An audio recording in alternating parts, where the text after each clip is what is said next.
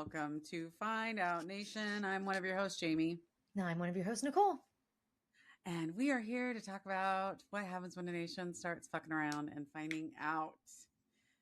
Nicole. Yes. You have an addition to our countdown. I do. Yes. All right. Let's start with the best. Okay. We are 221 days until the midterms. We're so close. We're so close. It's like 3 weeks and we'll be under 200 days. Yeah. Yeah. Oh, doesn't it feel good? That's going to be glorious. I can't wait for that day. Yeah. We are 429 days in. Okay. It sounds like a lot. As long as it sounds like a lot, that's all I need. That's all I need. Okay. He did golf both days this past weekend, despite the fact that we're at war. It's fine. I'm shocked. So a total of 101 days of his presidency, $141.4 million in golfing. Oh my God. And we are 25 days into the war with Iran. The incursion. Mm-hmm. Yes. The policing action. I believe that's how we referred to Vietnam at first, was that it was just a policing action. That's right. Shockingly, that is not exactly the case. So yes. Oh. Yeah, girl. So good times, great oldies. Oh my goodness. Okay, yes. We are 25 days in, about to hit 26 days. We are entering our fourth week. According to NBC News, more than 2,000 people have been killed so far, including 13 U.S. servicemen people. The U.S. is getting ready to send more troops, with 1,000 U.S. soldiers from the Army's 82nd Airborne Division likely being deployed, along with 2 Marine units that will add another 5,000 troops to the region. And Trump, the dipshit, can't get his fucking story straight.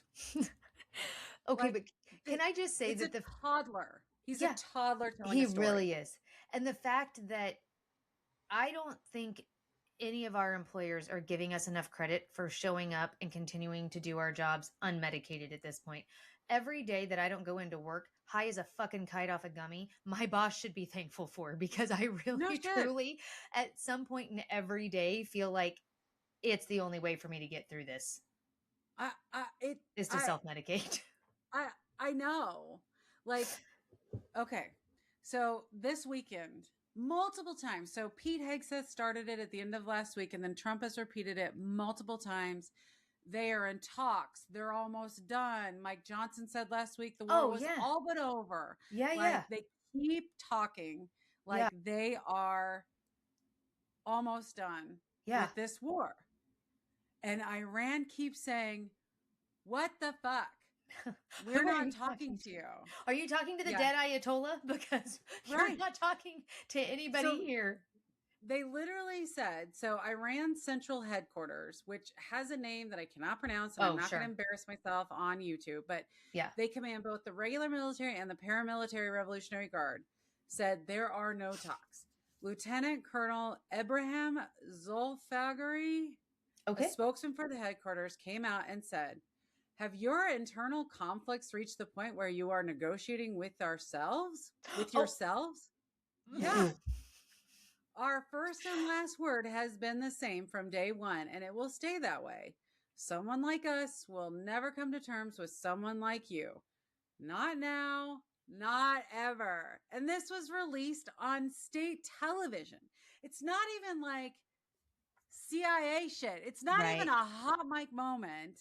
He's like, are you fucking so crazy that you're having negotiative talks with yourself? Yeah. Well, and I mean, because I think Trump said something yesterday maybe about how it's just the crooked media or whatever, the fake news media that's saying that the war isn't over. Like, we've all but won it. And I'm like, we haven't all but won it. If we had all but won it, you wouldn't be sending more troops in. You just told us there's more troops going in. Like, that's right. Why are we sending them over? Are they going on vacation? What are we sending them over for if we've won the fucking war? Right. Are they there for humanitarian needs? Because if so, you had a whole USAID department that could have handled that. Like, sir, just so you know. Today, the U.S. did finally send over a 15-point plan for ceasefire, Oh. which apparently Iran, Oh, God. CNN described it as they scoffed at it. Oh, they were like, shove this right up your pussy because I'm not having any part of it. I don't want to say that, like, but yes, they basically were like, so CNN was like, they all but scoffed at it. Reports say that Iran responded negatively to the U.S. proposal, citing an unnamed senior political security official with knowledge of the details of the proposal. Also today, the Iranian government is like, do not send your special envoy of Steve Witkoff and Jared Kushner because we're not negotiating with them. If you want us to negotiate with someone, send Vance or send Trump. That's it. And so Trump's now come out and said that he is sending JD Vance and Marco Rubio plus others to actually like participate in negotiations. Iran has laid out a 5-point, we will not Like our non-negotiables negotiate on these things. Mm-hmm, mm-hmm. And so we'll see what ends up happening. So in all fairness, we can actually say that there are likely to be talks in the next couple of days. We know there haven't been, Right. but there are likely to be talks in the next couple of days. But still, the lies. Like, did they come out at all with like what the 15 our 15-point plan was? Did they have they released that to any of us? Okay. So I believe they did. I'll be honest. Okay. Like it was. No, it's totally fine. Yeah. Yeah. I just didn't know if they did or if it was one of those things where like, we said we sent this over, but we're not going to release anything to the American public because we didn't really send anything over. You know what I mean? Yeah. That kind of bullshit. Yeah. So I do think that we saw what that was. I was going to look to see if like it actually said, hey, there's a 15, but the link that I had didn't have what the 15 points were.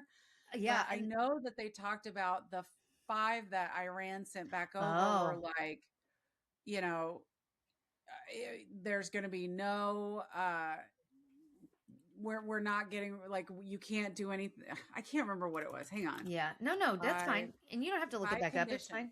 Here are Iran's 5 conditions for Iran will end the war at the time of its own choosing only if the conditions it has set are fulfilled. It will not allow Trump to determine the timing of the war's end, according to a statement by Iran's consulate general in Mumbai, posted on the social platform X. So it said the 5 conditions ensuring the war will not recur.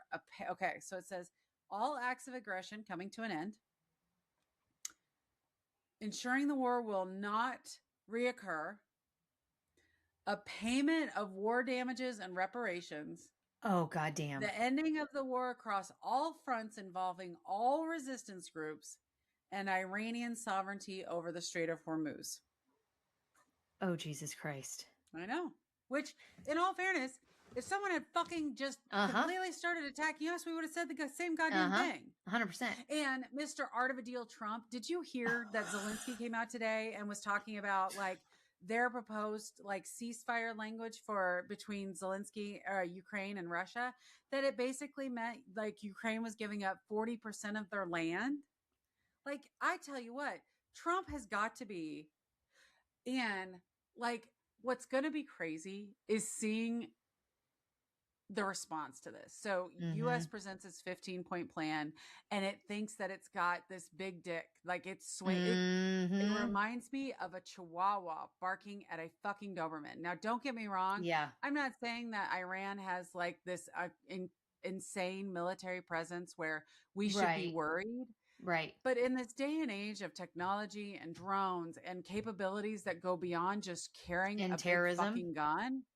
Right. Like, come on. Yeah. Come on.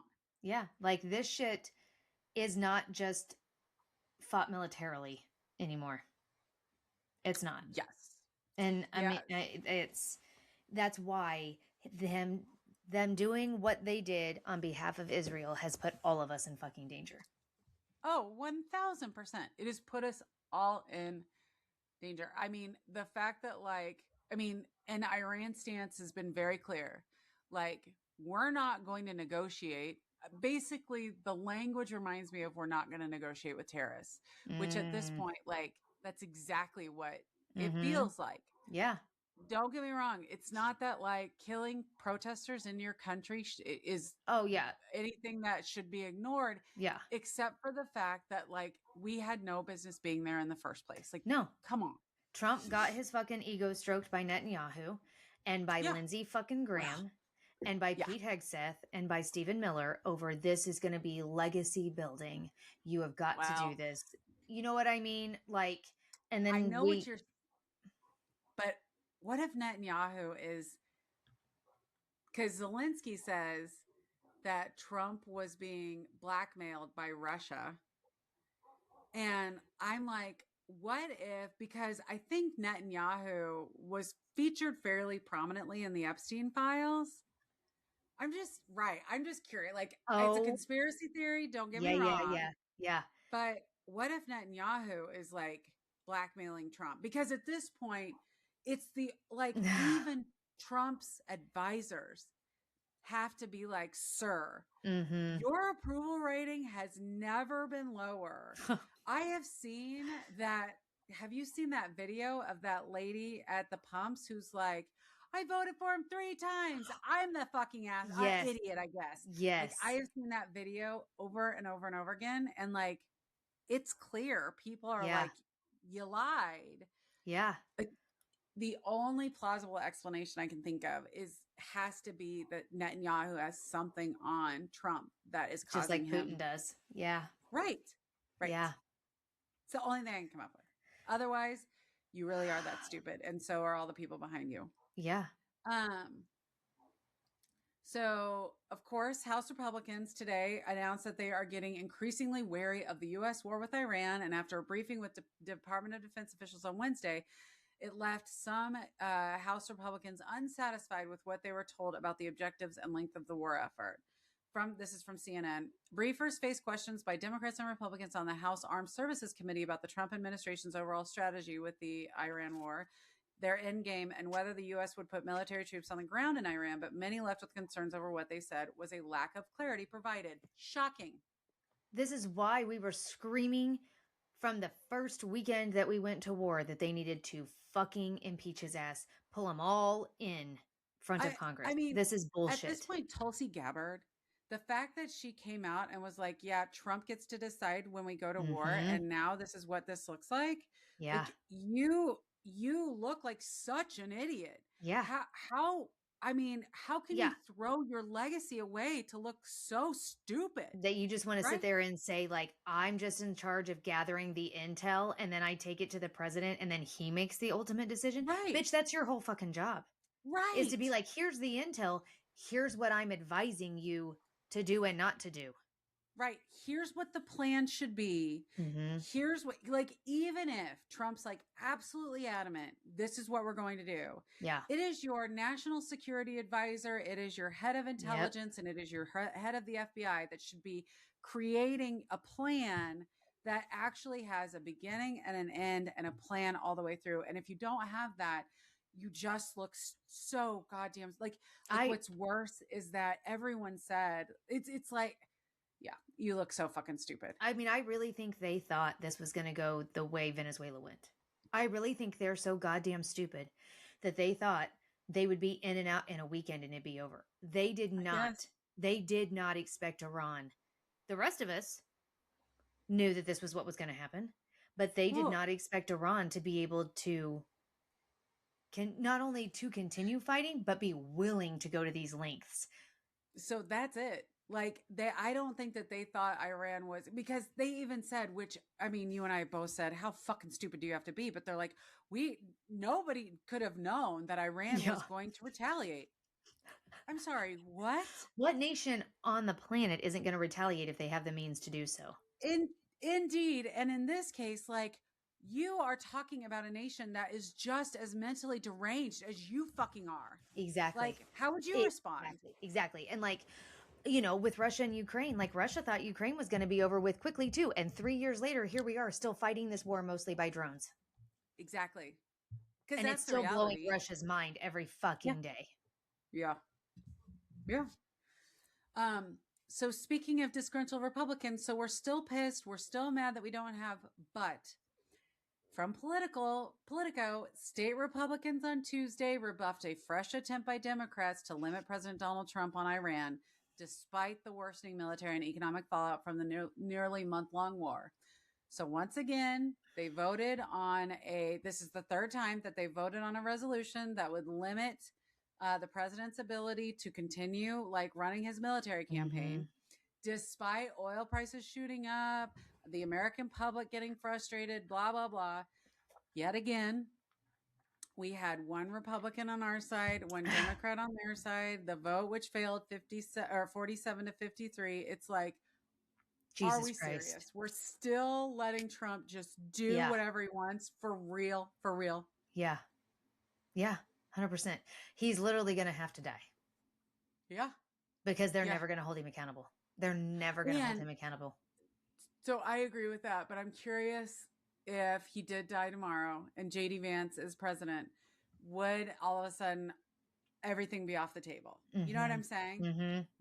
Now all of a sudden would lifelong Republicans, would they pull a Marjorie Taylor Greene and be like, oh, now we're going to step in. Now we're going to do the right thing. You know what I'm saying?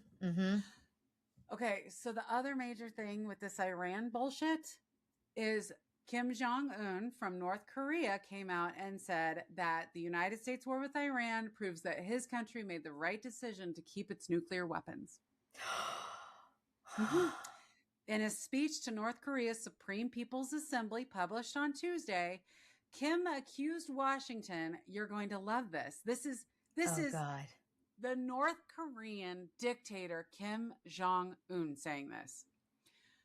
So he accuses Washington of acts of state-sponsored terrorism and aggression. Oh my God. He said the present situation clearly proves that North Korea was justified in rejecting what he described as U.S. pressure and sweet talk to give up its nuclear arsenal. He added that North Korea's nuclear status is now irreversible.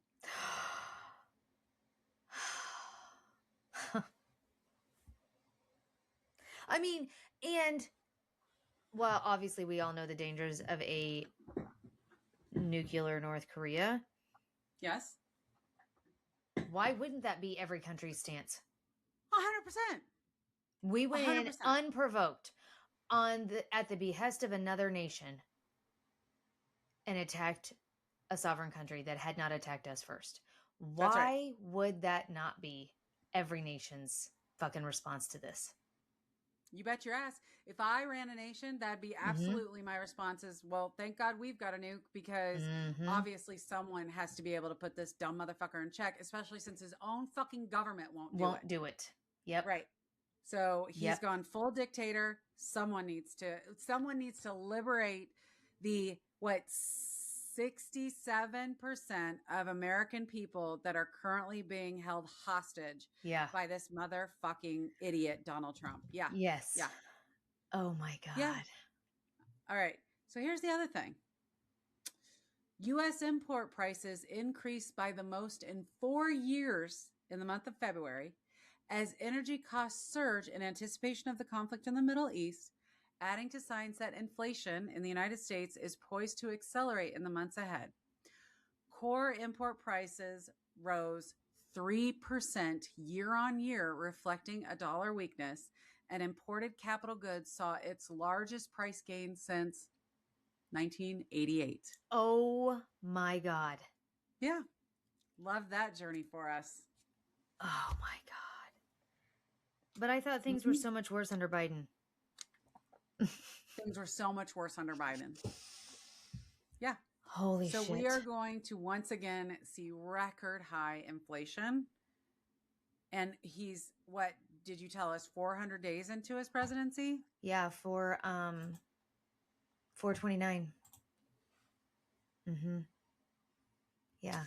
So Iran is definitely top of the list right now. It is the thing that most of us are watching. They keep telling us that it's almost done. It's almost done because they're in talks. And Iran's saying very pointedly, we're not in talks. He's negotiating with himself at this point. Like, Mr. Art of the deal. It's insane.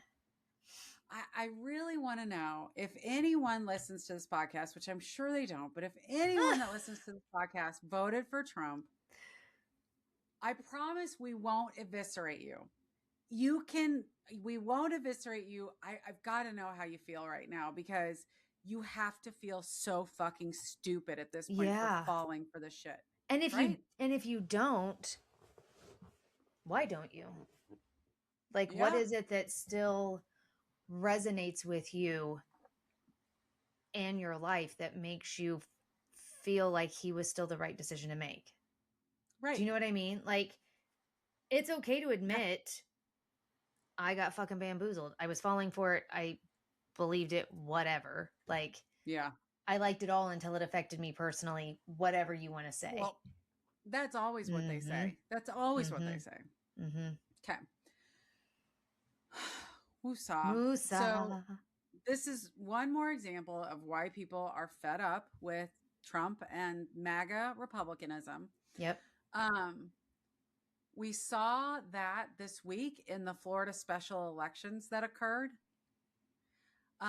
So I don't know if you heard, but Democrat Emily Gregory flipped a Florida House district where Mar-a-Lago is located. Which I do love. Yeah. I do love that too. I absolutely love that. Also, Brian Nathan, the Democrat, is leading the special election for a Tampa area state Senate seat that Trump carried by 7 percentage points. Oh, wow. Do you know the election that Emily Gregory flipped? Trump carried that district by 11 points. And now to have it flip blue is shocking. This comes after Miami and Boca Raton both elected Democratic mayors for the first time in a long fucking time. This shit is wild.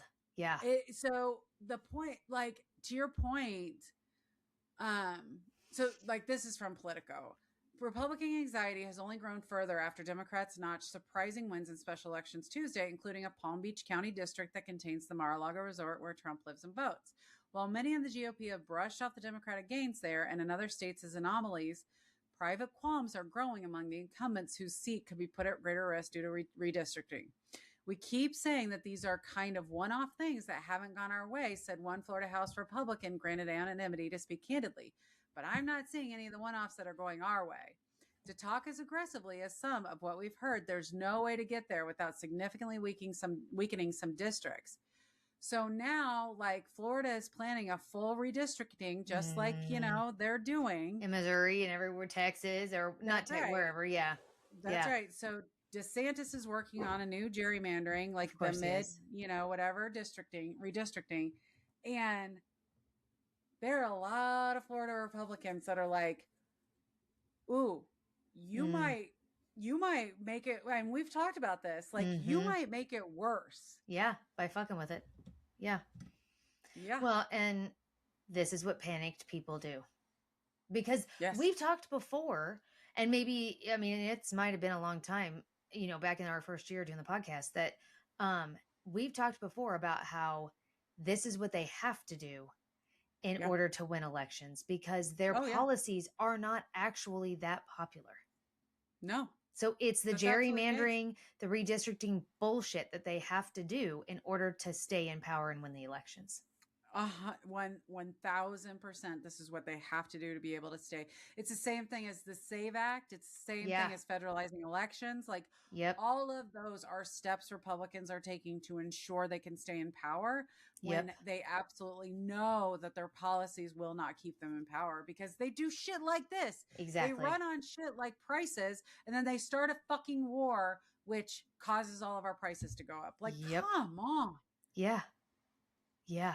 So I don't know if you saw this. So we did our taxes over the weekend, and you and I both talked about one big beautiful bill and the overtime clause in that. Yeah. And so I was able to like work on Mark's taxes. He earns overtime. I don't, but he does. And of course I already knew that really all it was doing was preventing paying the taxes on the amount over regular time wages. Yeah. The 0.5%. For those hours. Yeah. Right. So it's not no taxes on overtime. Correct. And social media is pissed about it. And I'm like, all you had to do was read about it in Project 2025. Like, it laid it out. All you had to do was listen to our stupid ass podcast. So like, true. that's all you had to fucking do. Yeah. To your point, read it, read an article, just educate yourself a little bit. Yeah. But people are like, Trump, you said no tax on tips and no tax on overtime, but there's still a tax on the money I made on overtime, just not on the amount above my regular wage amount. And I'm like, correct. Yes. Yeah. It is nothing. Yeah. But millionaires and billionaires got huge tax breaks. That's right. And you lost all your subsidies for healthcare. So good luck to you. Yeah. So you're welcome. You're welcome. That's exactly right. Yeah. I had an employee call me upset about the no tax on overtime and wanting to argue about the fact that with me about the fact that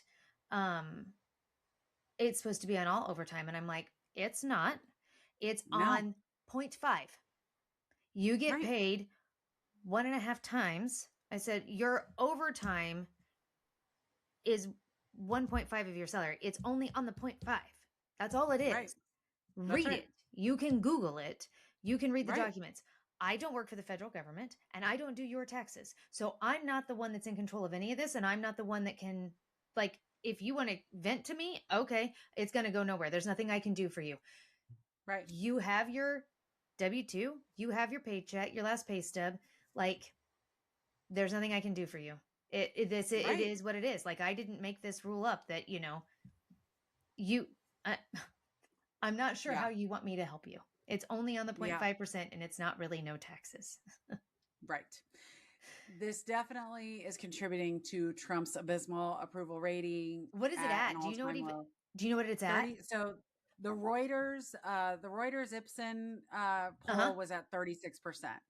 And that is the lowest I think it's ever been. Even the last time he was president, I think it's lower than that. Mm-hmm. Oh my God. Yeah. So it's crazy. So we'll see what happens in Florida. We'll see obviously what happens in 221 days. Yeah. It's going to be quite the event. There is already a lot of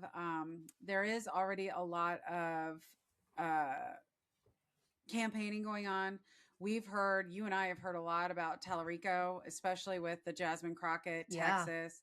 Yeah. I've been watching a lot of his presentations, but where a lot of his interviews, which I feel like he's like actually out there interviewing, appearing on podcasts, appearing on YouTube, like taking an active stance. We heard that like Trump came out and said that Jesus wouldn't support Tallarico, and he responded very quickly and was like, Jesus would support like taking care of people and giving to the poor and blah, blah, blah. And so like not ripping away children from their parents and et cetera, et cetera. So definitely there's a lot of campaigning there. But tell me, you were telling me a story before about Pete Hegseth's pastor. Yes. So tell me about this. And bear in mind that this is the pastor that comes in and talks to our military troops on Pete Hegseth's behalf. I love that. Yes. I love that. He's the same pastor that came in and told the military that this war with Iran is end times and that this is like they're preaching all this shit about, it's how Trump is anointed. Like, so I just want everybody to remember it's this motherfucker. So, the pastor of Defense Secretary Pete Hegseth's home church in Tennessee last week said on a podcast that he wants Texas Democrat and U.S. Senate hopeful James Tallarico to die. I got this from the San Antonio Current newspaper, and they got some of their reporting from the Huffington Post. So evangelical pastor Brooks Pottinger, who is Hegseth's closest spiritual advisor, repeatedly attacked Tallarico on the podcast Reformation Red Pill, likening him to various predators from the animal kingdom. The show is hosted by Joshua Hames, a former pastoral intern at Pottinger's church and a fellow member of the congregation, along with Hegseth. Pottinger and Hames both had some choice words for Tallarico on the program, referring to him as a wolf, a demon, and a snake throughout the podcast. I pray that God kills him, Hames said of Tallarico. Ultimately, that means killing his heart and raising him up to new life in Christ. If it would not be within God's will to do so, stop him by any means necessary, Pottinger concurred. Right, he said. We want him crucified with Christ. Yeah, so... Did you see Tallarico's response? I think I have it, but I don't remember. But So he says Jesus loves, Christian nationalism kills. You may pray for my death, Pastor, but I still love you. I love you more than you could ever hate me.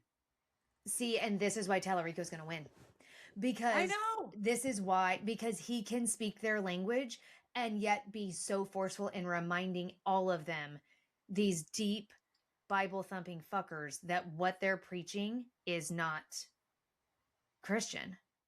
That's right. It doesn't hold to their Bible. Yeah. Like, despite Tallarico's frequent sermonizing on God's love and acceptance, Hames said on the podcast that he puts Tallarico in the category of public enemies or those you are not called to love. Oh God. Uh-huh. Yeah. Yep. So, Okay. yeah, so yeah, That sounds super Christ-like. I love that journey for don't us. you love that? Yeah. Last May, Hegseth brought Prodiger to the Pentagon to lead a prayer service, and during that prayer, he hailed Trump as a divinely appointed leader. Of course we do. Uh-huh. Yeah. So, Of like, course we do. this is what I love about Tallarico, is that he can talk the talk and then make them look like it's easier for him to make them look like the fucking hypocrites that they are than somebody like me, because I can't speak that language as eloquently as he can. Do you know what I'm saying? You and I both dropped too many F-bombs for us to Yes. like And I know just enough about the appeal Bible to to. be dangerous, not enough to be Right. able to like cite Right. chapter and verse. But to your point, I look at like Mark's family, and if they saw this like they're deeply Christian, deeply devout. If they see this and can't recognize where the hate is and where the love is. Exactly. Like yes. And several of them would consider themselves more moderate than conservative, even though they have definitely, a couple of them might have voted for Obama. There's a chance that a couple of them might have voted for Obama. Yeah. But what I really appreciate about Tallarico is that he's meeting them where they are. Yeah. Where, like in the past, we would have just been like, oh, Red Pill podcast, leave it alone. But these guys are coming out with their podcast saying what they're saying, and Tallarico's going on social media to respond, which is where people are going to consume this type of interaction. Yeah. And so, to your point, not only is he meeting them where they are and where we are, but he's responding to your point in a way that very eloquently refutes what they're saying and makes them look like idiots, for sure. Yeah. That fucking Red Pill podcast, man. Have you watched I don't know anything about it. Have you watched The Manosphere on Netflix yet? Okay. So it's a documentary that's going through these men that like believe in hyper masculinity and believe that that women don't. And so the movement is called the Red Pill. And so I didn't know Which that's got something to do with, it's a play off the Matrix, right? The Matrix. So it's off the Matrix, that like once you realize that women want to be dominated. So what they say is that once a woman is born, she has already proven her worth in the universe based on her looks. But a man, but a man has to work out, eat right, create a physical persona, as well as work hard, make a lot of money, whatever. And then that proves his worth. So men, like, that's how, anyway, it is. I got to watch this shit because it's probably going to enrage me. If you can keep your lunch down while you watch it. I will say that, so they are very careful about curating the story that they're telling, right? And what they let like the documentary makers see. Yeah. To the point where the girlfriends of these guys, like they interview them, and then the girlfriends are there, and then they say all these things like, we're in a one-sided monogamous relationship where my girl doesn't want to have sex with other people, but I can. And you can see like in a couple of those instances, they're like in the background, and like they start asking questions. And then by the next time, like they're not there. Like the girlfriend's gone. Or like there's one of these guys who talks super tough about women, and they're so like whatever. And then there's another scene where he's there with his mother and he treats her totally different, and they show him, and like then he'll like backpedal things that he Uh-huh. said and Uh-huh. whatever. So like it definitely exposes that they are not the alpha male that they claim they are. And I still stand by, anytime you got to refer to yourself as an alpha, you're a beta. No shit. Every fucking time. Every fucking time. No shit. No shit. Huh. Okay. So speaking of dipshit alpha males and the social platforms that they live on, Yes. we had an interesting event today where Meta and YouTube were found guilty of explicitly creating social media apps that addicted kids. So this is from the New York Times. A jury in Los Angeles determined that Meta and Google were negligent and failed to warn users of the dangers associated with using their platforms in a high-profile social media case. The personal injury trial commenced in late January in LA Superior Court. A young woman identified as KGM or Kaylee alleged that she became addicted to apps like Instagram and YouTube as a child. Deliberations began Friday, March 13th. Jurors ultimately ruled in favor of the plaintiff, who claimed that Meta and YouTube's negligence played a substantial factor in causing mental health-related harms. Compensatory damages were assessed at $3 million. Oh my God. With Meta on the hook for 70% of that and YouTube the remaining 30%. Punitive damages amount to an additional $3 million, with 2.1 to be paid by Meta and 900,000 by YouTube. A Meta spokesperson said in a statement, "We respectfully disagree with the verdict and will appeal." Meta said in a statement on Wednesday, "Teen mental health is profoundly complex and cannot be linked to a single app. We will continue to defend ourselves vigorously as every case is different, and we remain confident in our record of protecting teens online." In addition to that, on Tuesday, jurors found in Santa Fe, New Mexico, found that Meta willfully violated the state's unfair practices after Attorney General Raul Torres alleged that the company failed to properly safeguard its apps from online predators targeting children. Meta was ordered to pay $375 million in damages based on the number of violations. The company said it would appeal the case. Okay, I bring this up not because it's like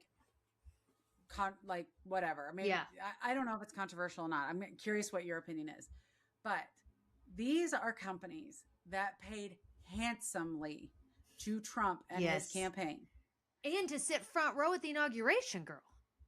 Indeed. So these are companies that paid a ton of money to Trump and his campaign, and to your point, showed up at his, and last week they were told by Trump to sign a pledge to supply their own energy for their data farms because they were going to ally with the federal government.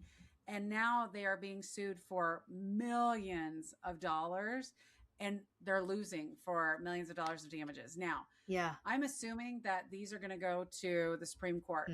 Do we think that the Supreme Court is going to rule in favor of these companies, knowing that they're Trump specials, or what?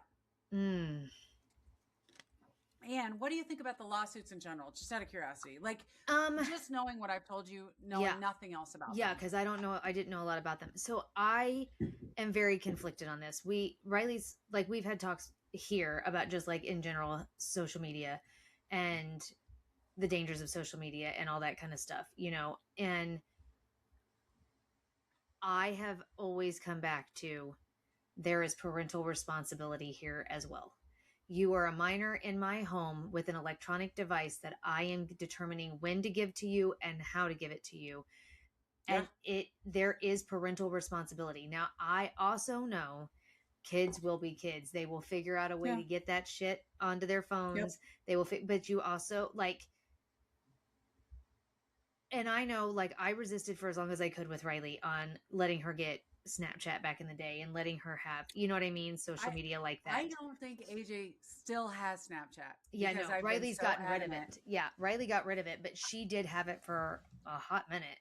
But I was so against it when she first got it, and yet we just kept having conversations about stuff, and I would, you know what I mean, and you know, when you see things, just know everybody's always posting their highlight reel. Nobody's posting, you know, the true shit going on in their lives. But like 100%, to just blame social media negates some parental responsibility here as well. I think for me, I feel like there is parental responsibility here that's not being looked at.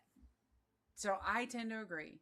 We are in a very litigious society. We know we are. Yeah. We are in a society that pretty much says, okay, you know, if you can sue, you can sue. Mm-hmm. I don't know the specifics of this case. Yeah. But to think that YouTube and Instagram or Facebook have created apps that are purposely addictive, I'm surprised, because at the end of the day, like, we know that like shopping can be addictive, right? Eating is addictive. Yeah, it all gives you dopamine. It all gives you a rush. That's right. Anything that gives you that rush of dopamine is good. Like, I get on Amazon and I feel better. Like, it's right. Like, I know that. Yeah. Okay. And I get that teenagers don't have this, right. Don't have the ability to self-regulate, but we don't ask our, you know, other, like, it's setting a dangerous precedent. Yeah. That says the companies that supply whatever the dopamine hit activity are responsible for policing our children, and it's not up to the parents to do so. Like, to your point, like, and it goes back. So a lot of people are calling this the big tobacco moment, because back in the 90s, they were saying, like, you know, big tobacco was never liable for making kids addicted to cigarettes and like using Joe Camel and blah, blah, blah. But I gotta be honest, like, there was a West Wing episode where they talk about how I have a hard time when we have forced cigarette companies to have a warning on the side of their package for, you know, 30 goddamn years, and telling them that they've duped us into being addicted to their stuff. You know what I'm saying? Like, I just am having a hard time with relaying, like, pushing this against personal accountability. Yeah. And I know that the bullying that goes on online is so much easier to do now than when we were in school. But as someone who dealt with bullying from 5th grade until I graduated high school, there were still kids that were hurting themselves because of bullying. That's right. And we didn't have the social media back then. And I'm not negating the fact that social media makes it easier for them to bully, that it makes, you know what I mean? Like that, that, you know, that it plays a part in that. But to say that it's solely responsible for all of those things for our kids is a hard sell for me. Me too. Me too. So I will be interested in the next several rounds of like these cases to the Supreme Court. Yeah. Right. To see how these big tech bros. It would be interesting to see if they'll even take the case on, or if they just defer to the lower court and call it done. Yeah. Because they don't even want to fucking touch it because of Trump. And if that happens, like, if I'm Mark Zuckerberg, I'm like, what did my, what did my money buy me? Yeah. What did my money buy me? Yeah. I thought I was going to get special treatment. Right. I'm a rich boy. I thought I was getting rich boy treatment. That's right. Yeah. That's right. Okay. So speaking of boys being boys. Oh God. Yeah. Excuse me. So, sadly, Robert Mueller died. Yes. Robert Mueller. He died since our last podcast.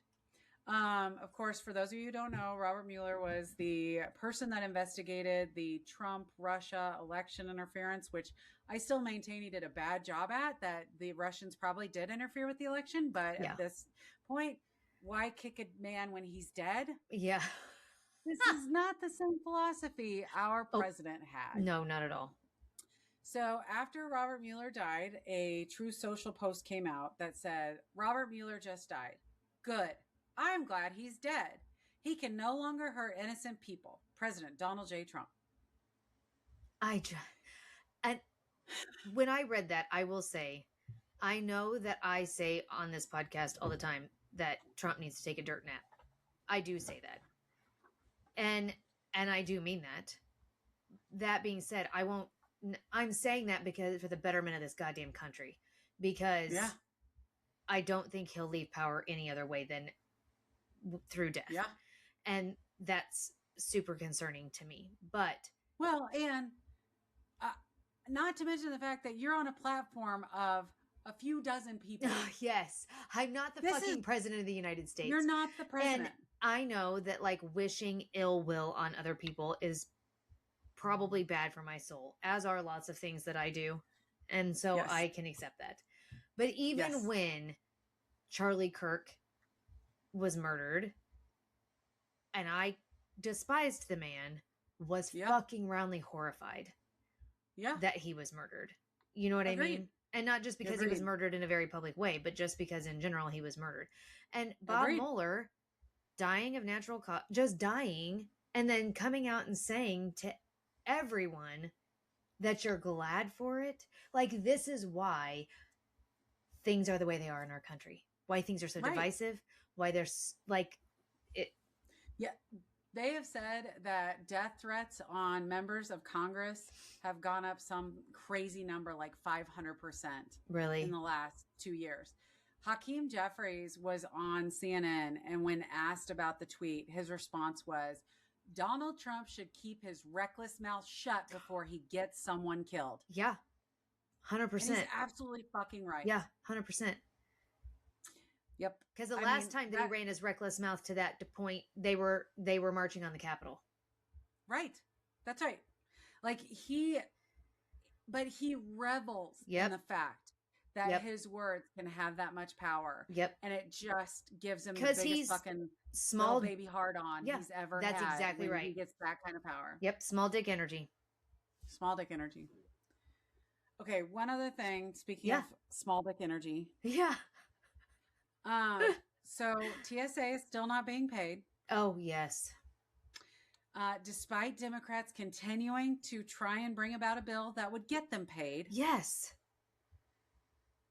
And so Donald Trump says he has the grandiose idea to bring in ICE agents to help manage the TSA line backups. The TSA, by the way, is saying that lines in major airports are longer than they have ever been. They are saying that people are getting to the airport 5 and 6 hours before their flights and still missing their insane. Flights. It is insane. Yeah.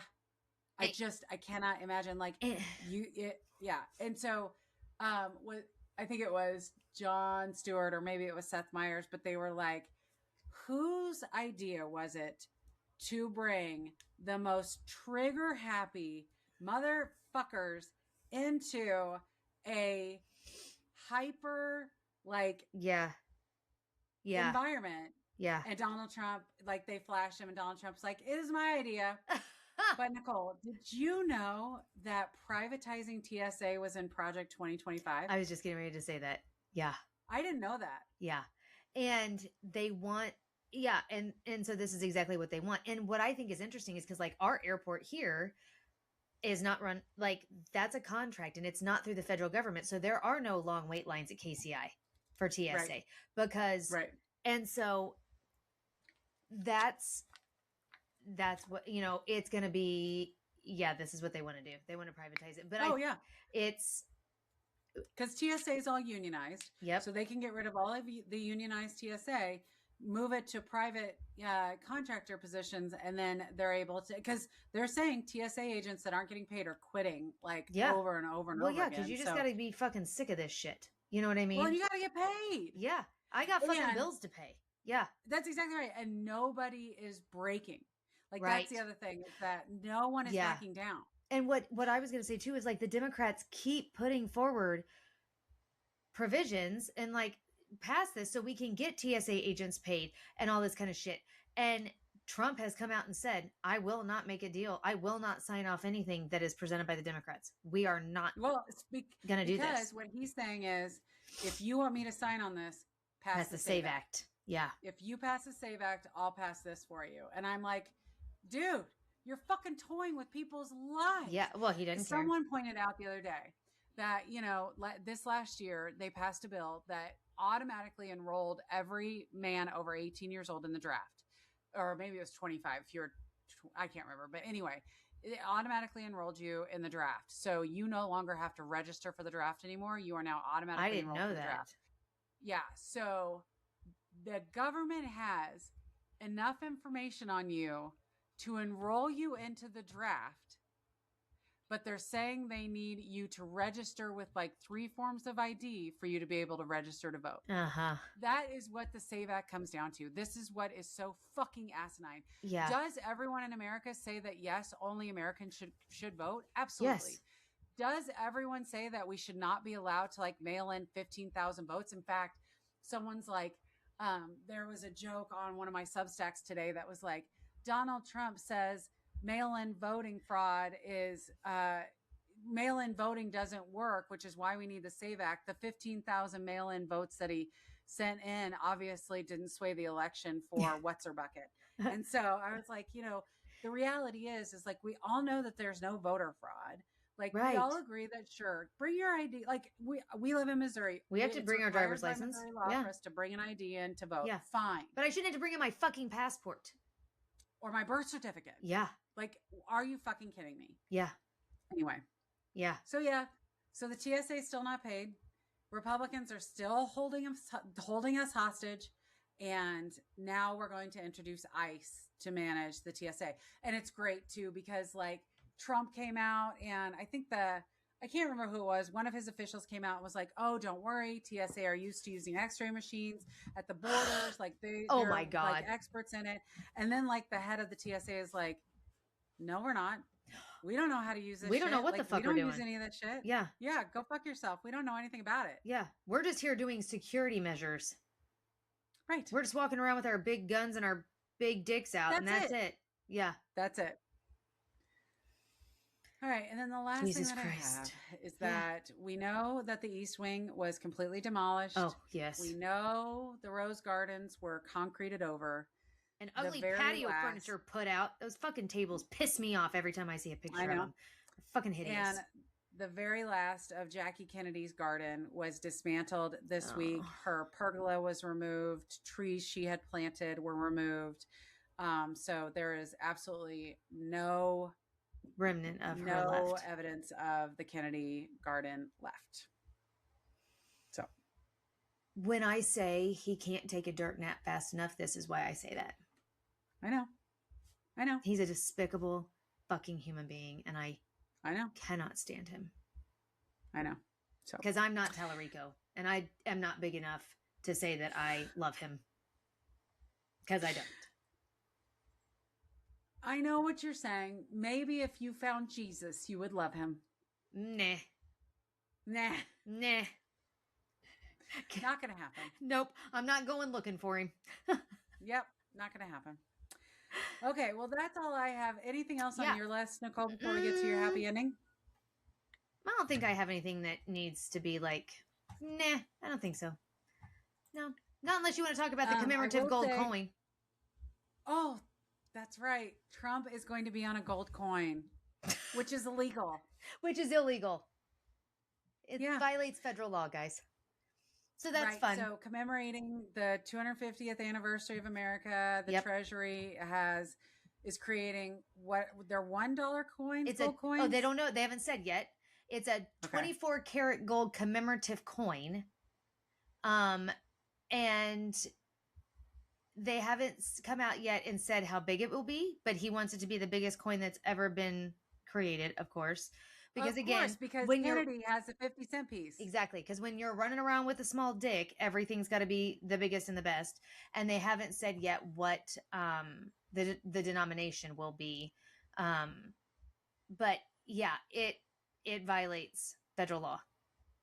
Which says that you can't have a picture of a living president on currency for fear that it looks like a monarchy. Yes. Right? Yes. Yeah. Yes.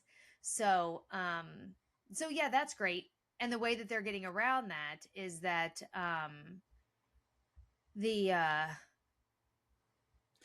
was it the director of the Treasury that basically was it, or the director of design for the Treasury was basically able to put it through. And I was reading very briefly when you were originally mentioned this, that I guess Trump put in some sort of provision in 2021 when he was, or a bill went in 2021 that he had signed before he left office that gave the Treasury special permission to do this specifically for this commemorative coin. So Jesus Christ. He had this planned in the works. Long ago. Yeah.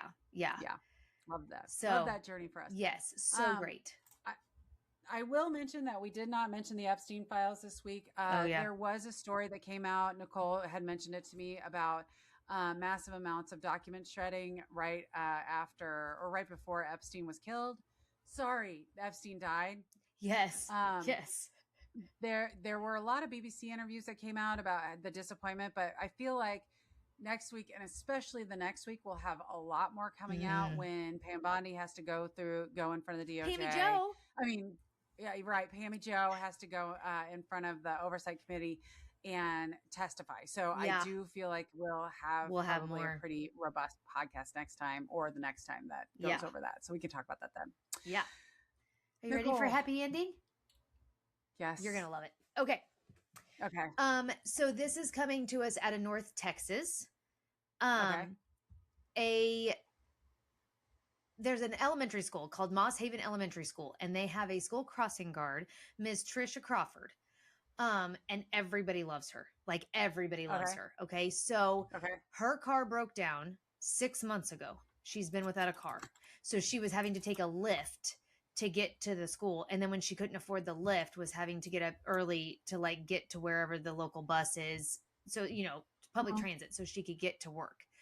So there is a group at the elementary school called the Dad's Club. So they decided to pool their time and expertise to get her a vehicle. So nice. A member of the Dad's Club, he organizes what's called the Carpool Dads volunteers who drop kids off at school every morning, saving parents gas and keeping kids safe, blah, blah, blah. It was his idea to raise money to buy a new car. They raised $6,800 in a few days. And from there, he went to another local dad who's a GM at a Highland Lake Automotive. He found that dad found a white Jeep on the lot that wouldn't break his books to sell cheap. He took care of some outstanding issues, like minor outstanding issues with the Jeep, threw in some free oil change coupons. And then they then passed it off to another dad who took care of the liability on the insurance of the car. And then they presented it to her in early March. Aww. There's such a cute picture of the dads and her standing in front of the white Jeep. Yeah. That is so nice. Isn't it so nice? Yeah. Yeah. Because they just love their school crossing guard. Of communities coming together. Yes. You know what I mean? Yeah. So they there's the cutest picture of her in her little vest and everything with her school crossing guard vest with all the dads in front of the Jeep. And she's crying. Yes. Yes. Yeah. Yeah. Yeah. So I thought that was just the cutest thing ever. Yeah. Aww. That is awesome. Yeah. Okay. Well, we'll include the picture giving credit to the Dad's Club. Yeah. Yeah. The Dad's Club. So we'll have to, but that's awesome. I love that. That's an awesome Isn't that story. So cute. I tried to find you an animal one. I didn't find one I loved, but I loved this one. So, all right. Well, thank you so much for that fabulous story and for all the good news that we had this week with the Trump coin. I totally forgot about that. Yeah, you're welcome. Maybe this will be what sends him to jail. Maybe this will be the thing. I hope that his dollar coin is a flop and that they got rid of more Sacagawea coins than they get rid of Trump coins. You know what I would love? I would love it if it's the size of a penny and it was only worth a cent. Like that would be hilarious. The penny with this, you dumb shit. I hope they come out and they actually say, if you want a Trump coin, you have to put a penny in one of those crank machines. Yes. Yes. Well, and the reality is, Nicole, at that point, we'll be like in the throes of like campaigning. The campaign for the midterms. And that. Yeah. Yeah. So it'll be interesting to see what happens there. Yeah. Yep. Anyway. Okay. Well, this has been quite the week. We, again, 4th week of the Iran war. We'll watch to see what happens over the next few days, if talks actually happen or if Trump just continues negotiating with himself, Mr. Art the deal. Literally. Yes. We'll see what happens. Yes. Right. With that said, hopefully you guys have a fabulous week, a fabulous weekend. We all stay safe. We all continue to love each other. And go to the No Kings protest on Saturday. Oh my God, that is Saturday. Yeah. So if you can, go to the No Kings protest. We're going to go. So indeed. I'll try to get some pictures while we're there. Oh God, we got to make plans. Okay. Yeah, please go support your No Kings protests. Get out. Make sure that you are getting out and making your exercising voice heard. your First However Amendment you make right. your voice heard. Yes. And if you can't make it to the No Kings protest this week, don't beat yourself up. Oh, You're yeah. doing a lot just by listening and supporting Yes. our podcast, and we appreciate you for that. Yes. To further support this podcast, please please subscribe. Feel free to leave a comment, all those fun things. But if not, remember, we still love you. At least I do. Nicole does not have Jesus in her heart, but I don't. I love you. I don't. Right. And so regardless, I will love you all forever. With that said, I hope you have a wonderful rest of the week, and we will talk to you later. Bye. Bye.